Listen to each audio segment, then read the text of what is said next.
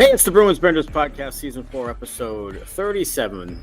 It is Gimme a J, Gimme a G with Maddie and Smitty, brought to you on the Inside the Rink Podcast Network at InsideTheRink.com. If you are joining us on the YouTube, hit a thumbs up and a subscribe. If you're listening on any of the podcast platforms, hey, give us a rate and review. We'd love it.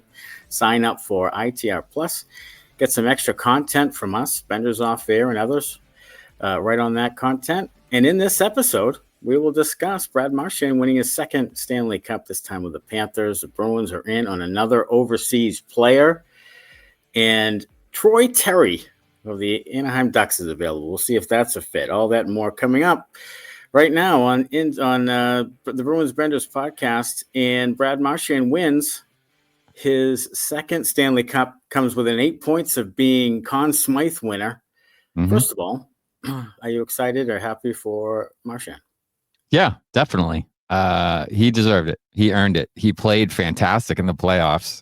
He certainly could have been Conn Smythe. He scored some big goals for that team. A couple overtime goals, some game winners, 6 goals in the Cup finals. Had a fantastic playoff. And I think a lot of it had to do with the pressure being off him. He's not the go-to guy on that team. No, there's a bunch of guys there that are kind of their core group, and he was just kind of, fitting in, and all the pressure was off. He played on the third line.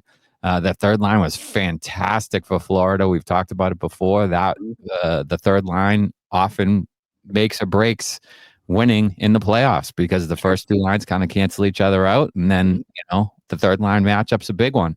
And Florida's third line dominated in the playoffs. Listerine and Lundell and Marchand were spectacular, and he earned every platitude that he's getting now. Every single thing, all the adulation, he earned all that, and I'm happy for him. Yeah, I mean, this should cement him as a Hall of Famer. He had 158 points in the postseason in his career. He has 84. Even strength points. I mean, This is another thing that he just brings, like offensive production 5-on-5. And you mentioned that third line. We've talked about third lines and how they make the difference. And they outplayed the Oilers' third line of, I don't even know who it is. Trent Frederic, wasn't it? For sure.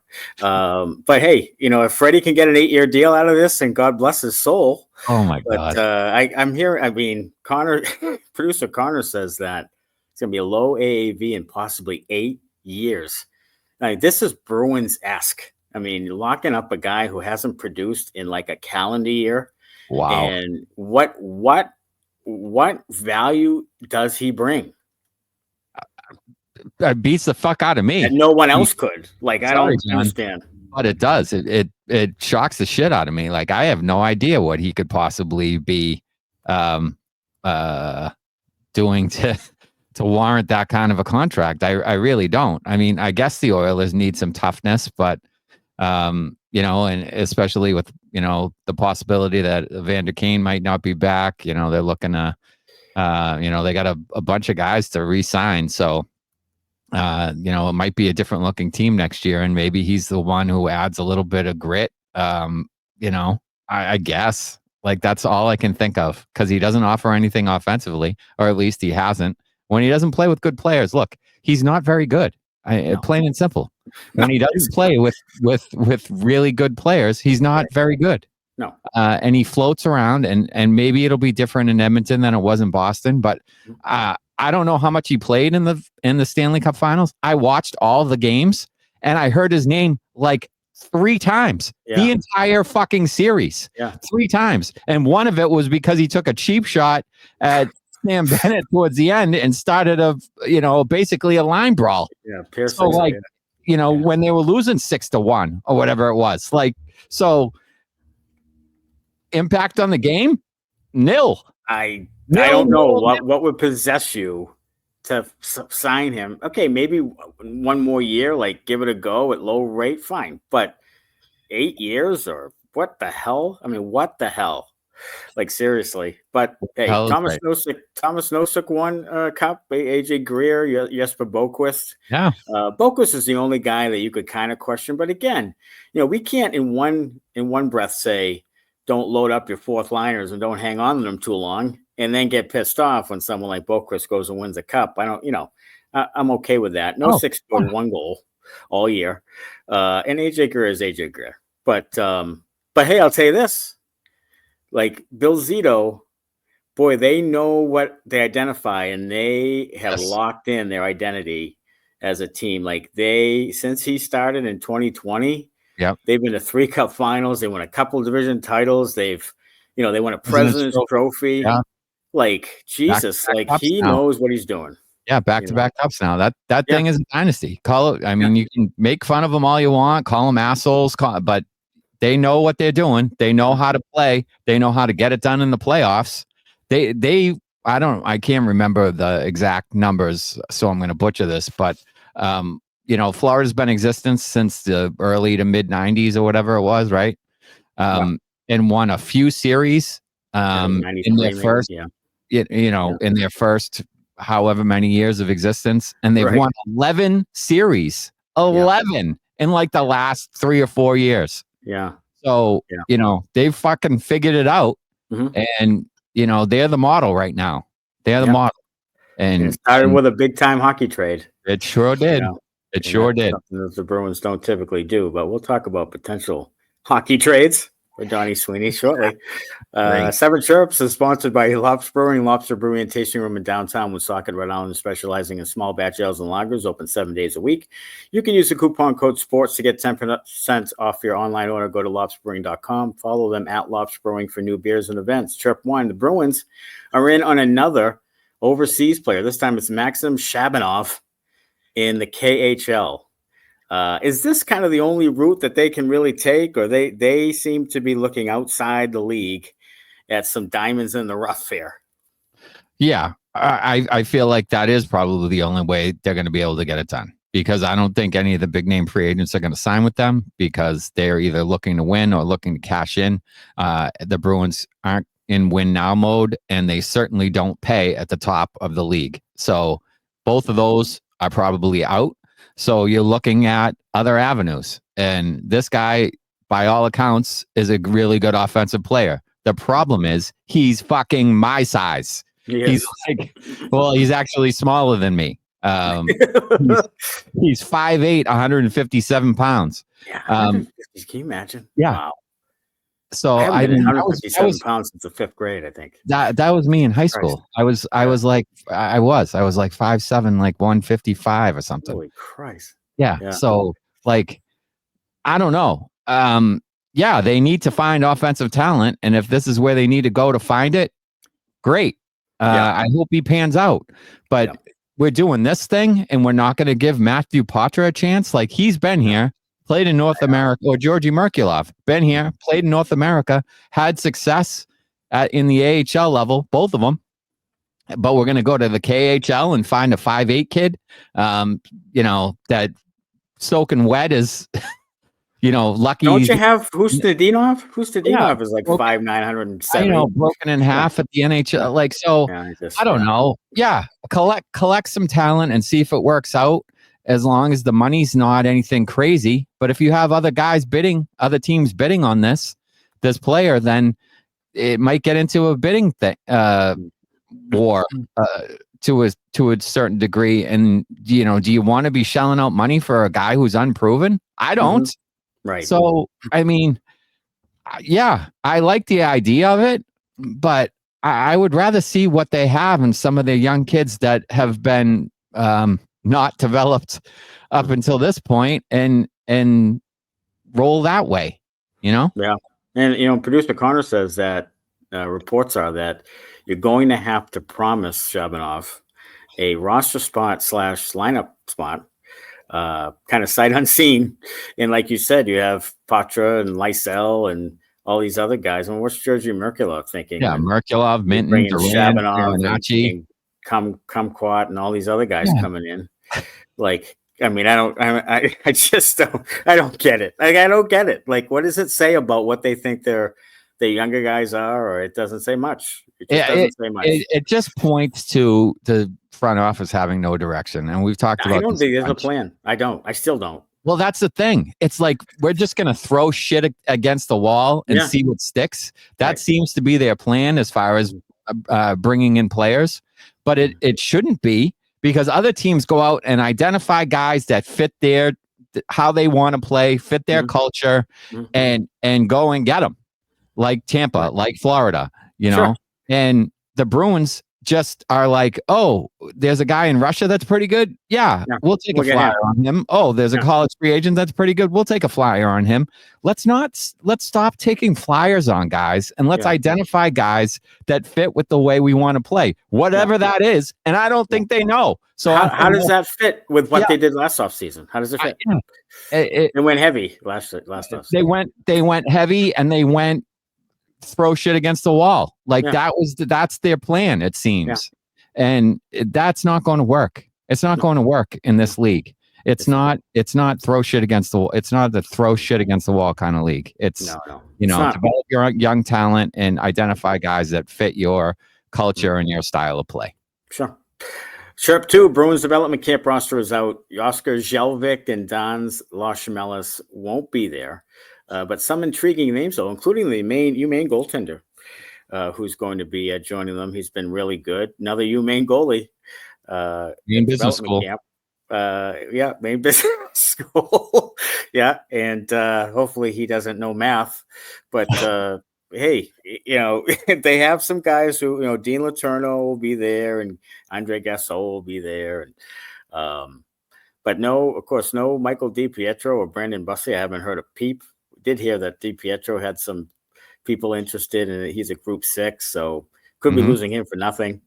Probably. But some of the guys some of the prospects that they have coming in, Pelosi and Hendrickson and Gronwald and Johansson, some of these guys will be there June 30 to July 3 at the Brighton Arena. So, we'll see the reports from there. Yeah, I'd like to see how some of those guys respond in their second development camp. Usually, the first one, you're a little wide-eyed, not really sure what's going on. When you go there the second time, you have more of an idea what to expect, and you can kind of just play. So I'd like to see the Pelosi's and the Loke Johanssons and certainly Dean Letourneau, and how some of those guys kind of, acquit themselves in the second development camp. And see what you get out of those guys, and hopefully they take a step forward. Certainly Letourneau needs to, and some other guys maybe can establish themselves for a spot prior to training camp where they can maybe compete for an NHL job. Yeah, Letourneau, big season coming up for him. I mean, he needs to show some production, some progress, and maybe we'll see something in the summer camp here that might show some signs of it. I think it was Jelvik who had his second year, really blossomed at the development camp. Yeah. So I think that it's certainly a possibility. Chirp 3 is more teams shop top 5 picks. Something tells me that the 7th pick is not an elite prospects, and of course the Bruins, are talking about now making it available. So God knows again what this draft. It looks like now it's a top 5, and then everybody else is, not much. So I don't know what. You get closer to the draft, you start to get a feel for exactly how good the draft is. Yeah, I think it's top 2, and then after that, it's kind of a crapshoot. And it sounds like everybody from 3 on down is willing to trade. Now, that shouldn't make the Bruins particularly happy at 7, because there's 3, 4, 5, and 6 before you that if teams want to trade in, they're going to trade in there. They're not going to trade to 7 because you don't get as many opportunities to get the guy you want. So they're going to move up ahead of your spot and probably not trade with you. So if you're trading 7, it's probably going to be 7 something else to get a player, maybe. Or if it's some kind of salary dump, maybe you luck out and you can trade 7 and 61 or something like that and get a player. But I think the Bruins are going to end up making this pick at 7. And it's probably going to be Jake O'Brien. I've seen Higgins maybe sliding. If that's the case, they should jump on that.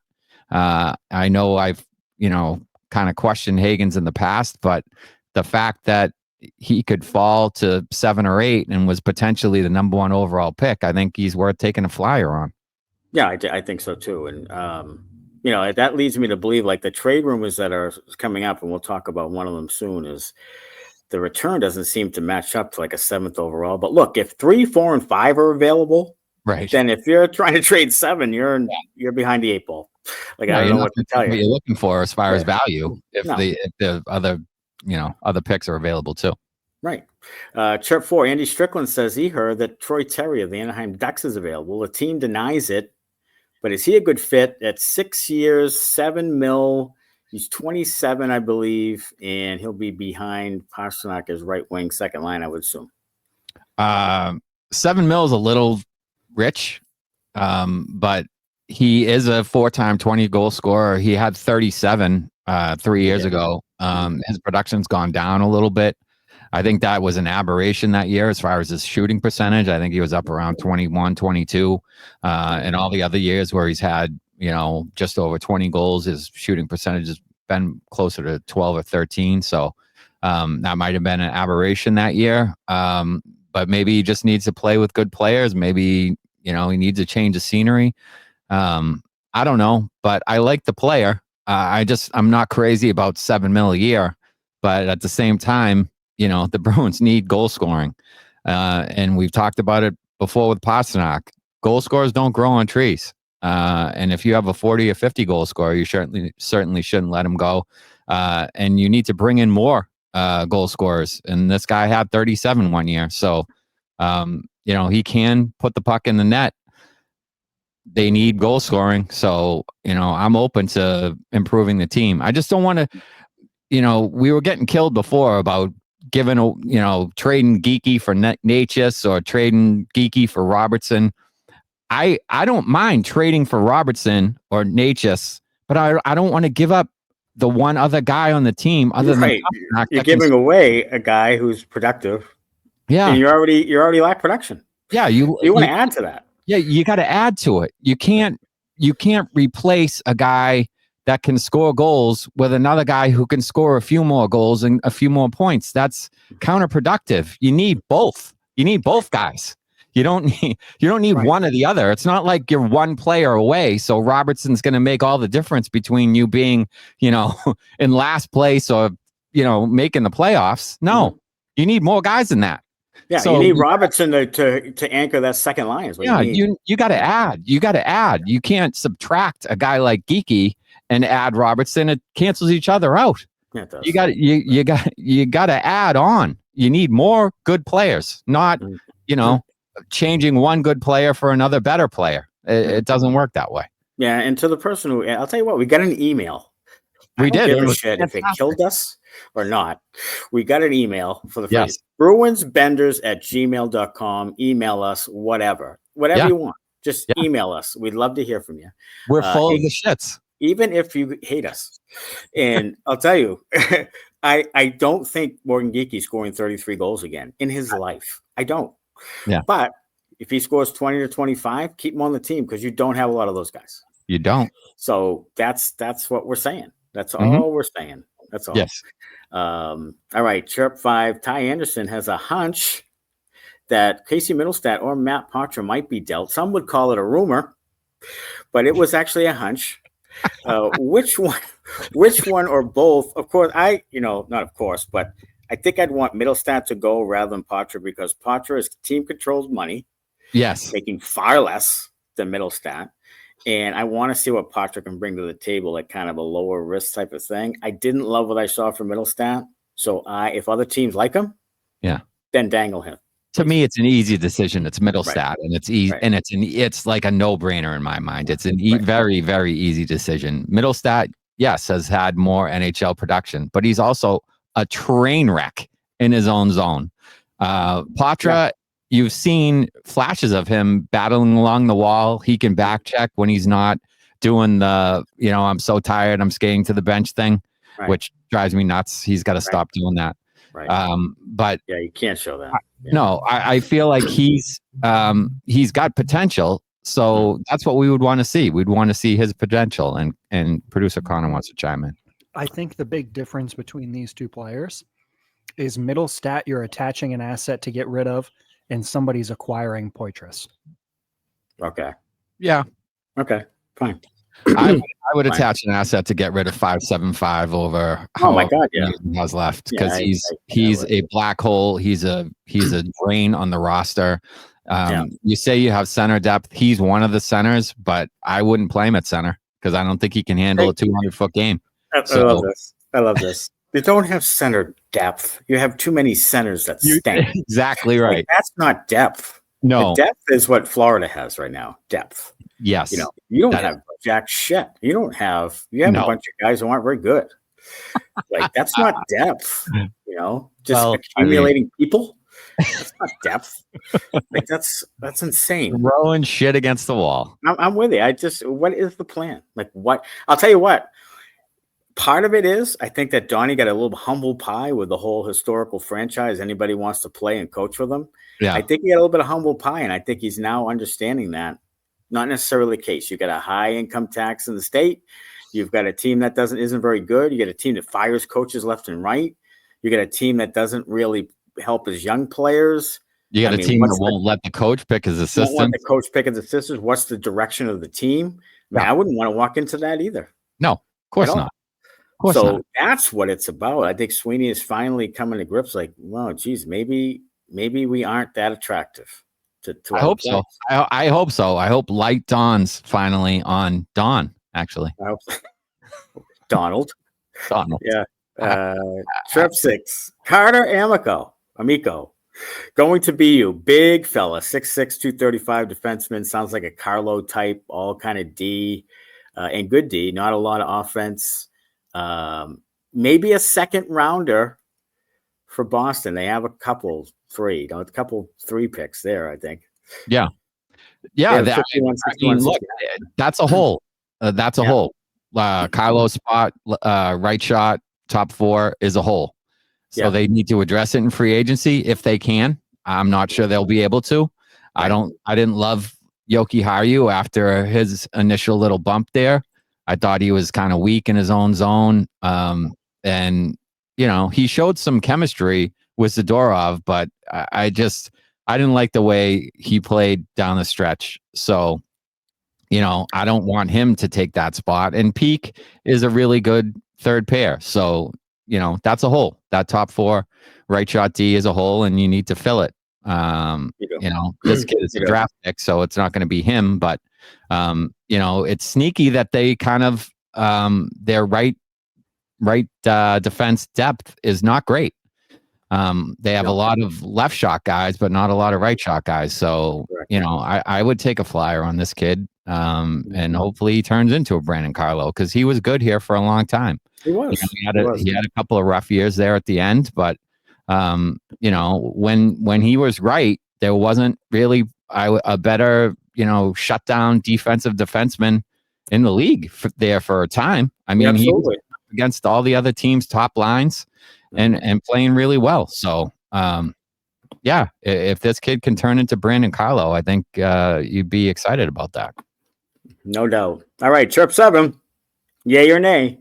Vancouver's Brock Besser. Yeah, sign him up. Sign me up. He can score goals. I know he's a dickhead, but he can score goals. Give me a guy that can score goals. I would rather watch guys score goals and be assholes than whatever we watched last year. Whatever we watched the Bruins try to do offensively last year, I didn't like that at all. So give me more talented guys on the roster. Pricks or not. For sure. All right. When we come back from this break from DraftKings, we will talk beauties and benders and also some JG Pajot talk. Riveting. DraftKings Sportsbook is Boston's hometown sportsbook. It's live right here in Massachusetts. Bet local on all your favorite sports from the comfort of your own home with DraftKings. To celebrate, all new customers will receive up to $150 in bonus bets when you sign up for DraftKings Sportsbook using code ITR. You can now bet local on money lines, spreads, props, and more with one of America's top-rated sportsbooks. That's DraftKings Sportsbook. Download the DraftKings Sportsbook app. Sign up with the code ITR to get up to $150 in bonus bets to use now that mobile sports betting is live in Massachusetts. That's code ITR only at DraftKings Sportsbook. If your loved one is experiencing problems with gambling, call 800-327-5050 or visit helplinema.org to speak with a trained specialist free and confidentially 24/7. Must be 21 plus, physically present in Mass. Eligibility restrictions apply, subject to regulatory licensing requirements. Eligibility and deposit restrictions apply. Opt-in required. Bonus issued as free bets. Terms at DraftKings.com/MA. The beauty this week is obvious, and it is Marchand, Brad Marchand. Gonna love you, eh? They're gonna be loving you from dawn until dusk. Boy, Marshy solidifies the Hall of Fame in my opinion. 8 points out of the Conn Smythe. I mean, he was just terrific. 19 points, I think he had in the postseason, and he's just been. And I actually tweeted out the 4 Cup Finals runs. I mean, his numbers were ungodly in all 4 of those Cup Finals runs, and his plus minus is through the roof in all of them. And he's just one of the really great left wings of the last 15 years is Brad Marchand. He's right up there with Ovechkin, and then it's probably him, you would have to say. Yeah, he ended up with 20 points, 10 goals, 10 assists. 20. So, I mean, I can't say enough good things about the guy. I think coming into the league as a 4th liner and working your way up into top line minutes through determination and hard work and winning pucks. And, I think he epitomized everything that was right about how the Bruins played or used to play. And he's still doing it at 37 years old, which is unbelievable to me. Some of the goals he scored, some of the moves he made to score goals, just sensational. And I'm really happy for the guy. I really am, because going to 4 finals and only winning 1, it's rough. Doesn't sound great, but being a 2-time Stanley Cup champion, being in 4 finals, having those kind of playoff numbers, and running up on Smythe, I think it definitely does solidify him as a Hall of Famer. A Bruins Hall of Famer for sure, and a number that'll be up in the rafters. Yeah. And I'm really happy for the guy, because I think he certainly earned it and deserves all the accolades he's getting now. Yeah, we've got 13 days until we find out where he goes. Yep. Could be upwards of $8 million a year. Could be 3 or 4 years for him. Mm-hmm. And it certainly looked like when he was with the Bruins that he could be declining some. But now it looks like, Jesus, when the money's on the line, I mean, he looked 5 years younger, 8 years younger out there. And if he can continue to do that at that kind of pace, just kind of pace him through the regular season some, and then have him play in the postseason, he keeps doing that, like it's probably worth it. Yeah, I think him on the 3rd line, I think, a little bit. Oh, it's a big factor. Yeah, it is. I think some limited minutes. He's not playing against the other team's, top defensive pairs. There's all those pieces to it. And I think it could prolong his career, certainly. And, a team that's right on the cusp or ready to make a push for the playoffs certainly should be looking at him as a guy to bring in, with his experience and quality play in the playoffs. For sure. Yeah, I think it'll be interesting to see where he goes. Looks like it could be just money. I hope not. I hope he just doesn't go to any old team. I hope he goes to a team that's relevant, Toronto, Montreal, some Colorado, like some really good team. LA, Vegas, with a good chance of being back in the postseason. Yeah, absolutely. All right, so our bender is the opposite of Brad Marchand. It is the Edmonton Oilers. Bender. I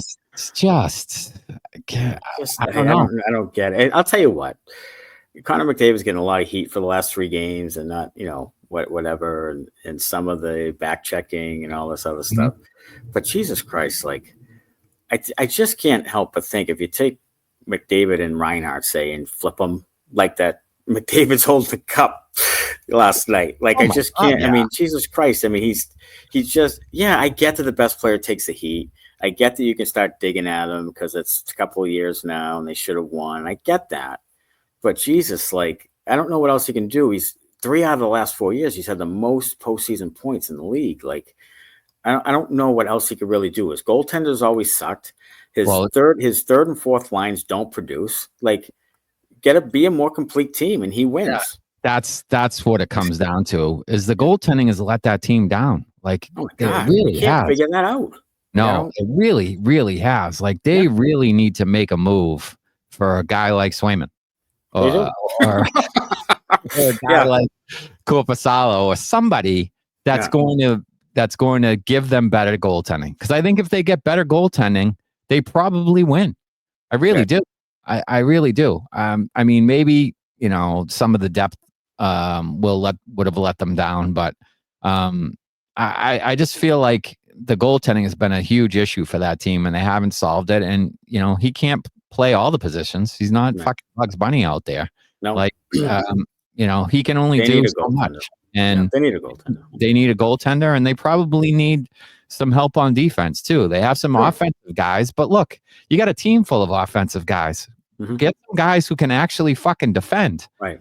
And that's the thing about Evan Bouchard. Like, very good offensive player, but boy, he got pantsed several times in the finals. Like, pantsed. Yeah. And now he's an RFA, and they're going to give him like a big contract, which they're talking about right now. I would second guess that. I would think that over. I would too. I mean, they did it with Darnell Nurse too. It's like they're shelling out these huge, possibly these couple of huge defensive contracts, and they really shouldn't be doing it. No. Like, they need a guy like Jacob Slavin, like a good defensive defenseman that can shut down plays, solid, chip in a little bit offensively. They don't need a fucking 80-point offensive guy. You have two of the best players in the league. All they got to do is find a guy that can pass the puck to Connor McDavid, like That's 6-foot pass in his own zone, and get out of the fucking way and defend. That's it. You don't need to spend $9 million on that. No, you don't need an offensive defenseman like that. Really good, like a Radko Gudas or somebody like that. That's going to be a prick and defend and block shots and make plays in your own zones. If they could just settle that thing down a little bit defensively, they'll be fine. But the goaltending hurts them for sure. It does. All right, before we leave, real quick. Oh, Connor, you need something? Yeah, it was reported today by Elliot Friedman that the Edmonton Oilers will look to get goaltending to assist Stuart Skinner in this offseason. And guess who's the last person they called about goaltending? Boston Bruins. The Bruins? Absolutely. Yeah, the Bruins. Yeah. Bruins. I mean, Jesus Christ. The Bruins should be calling Edmonton for their goaltending, from what happened last year. All right, before we leave, real quick, JJ Pageau, Jimmy Murphy, RG Media is talking about JG Pageau and possibly Noah Dobson, right shot D, big right shot D, who has offensive ability, double-digit goals the last 4 years, only 25. Mm-hmm. Possibly including the 7th pick of the draft, because the Islanders want to see if they can get James Higgins there, who's slipping, Long Island native. Yep. We talked about Pageau 4 years ago. We liked him then. Don't love him as much now. But Noah Dobson, I can be sold on. Noah Dobson, I love the hell out of. Sign me up for that thing. Right. Like, if you that's perfect in my eyes for their second pair right-handed D, because he's good defensively and he does have offensive upside. So that is an upgrade over Brandon Carlo. It is. In my eyes, and he plays, the penalty kill, and he does all that stuff. So sign me up for Dobson. And look, I'll take Pageau if it means getting Dobson. Yeah, but I'm with you. I don't love Pageau now. I did love him 3 or 4 years ago. I wanted them to get him. I was like, that's the center you need behind Bergeron and Krejci. Like, that was the third line guy I wanted the Bruins to go out and get. Yes, that's right. He wins faceoffs. He's kind of a pest, a prick to play against. He's got some offensive talent. Like, I just thought he would have been a really good fit for the Bruins third line. But, the Bruins have plenty of third line centers now. So I'm all set with that. They do, at least. I'm all set with that. So, if you can get Dobson, sign me up. I'm in. And I'm with you. And I think the Bruins could potentially trade this pick, and they might actually almost probably trade this pick. And I feel like the return isn't going to be great for fans, and it's going to look a little wonky for a 7th overall. But I'm telling you, I don't think the draft is great after 4 or 5 guys. And I think they're in a bad spot because they won the fucking last game of the year. Yeah. So now they have a pick that doesn't have as much value. Terrific. That's an excellent plan. Yeah, that's great. That's great. So now you've lowered the value of the 7th overall pick to They where didn't have you're a plan talking in there. Brazeau and Dobson. They didn't have a plan, and they're still fucking it up. They are. They're fucking They're up the fucking plan up they the don't plan have. that they didn't have. It's That's tremendous. amazing to me. Oh God, that's tremendous. I'll tell you what. The plan is though to have a draft coming up here on the 27th. Yeah. Maybe we'll squeeze in another episode to talk draft talk. If they don't have a pick in the first whatever picks, then Jesus, this makes the draft so pretty much a snooze fest for Bruins fans. But we'll see what happens. We're going to be live during one of those days of the draft. Probably that first night, right? 7:00. Yeah, first night, unless they don't have a pick, and then maybe the second day. Well, if they trade the pick during the live during the draft, and it probably will be during the draft. It probably will be. So we can just kill them and drink. So it'll be fun. Fantastic. It'll be a good time. Bring your sips. Join us for that thing. Yeah. Bring your sips and head over to the merch shop. Grab some merch. Grab a rocks glass. That would be great. Right on the QR screen here. QR code 20% off with code Sorry John. And get to ITR Plus and sign up for the membership. See our off-air content. There'll be plenty more of it heading into next season. And we'll be back at it again soon. We appreciate everybody listening. And as always, go Bruins. Thanks a lot. Bye-bye.